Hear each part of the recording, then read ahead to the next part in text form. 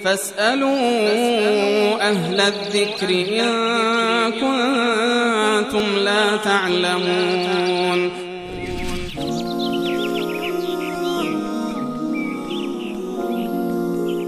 بیننده بعدی ما خواهری هستن فاطمه از مریوان. سوالشان این است که میگن در مسجد رفته نماز جمعه را ادا میکنم و بعضی ها میگن که نماز زن در مسجد درست نیست. زنها در زمان پیامبر اکرم صلی الله علیه و سلم و در مسجد نبوی، مسجد پیامبر اکرم صلی الله علیه و سلم، در قسمت پشت سر جای مخصوصی داشتن که همه نمازها با شمول نمازهای پنجگانه و نمازهای جمعه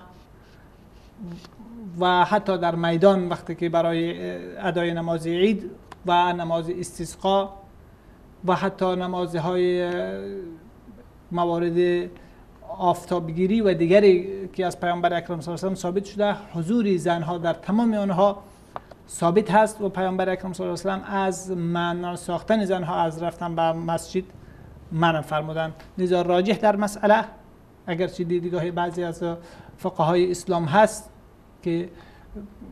احترامی خود دارن و جایگاه مهم و دینی خود در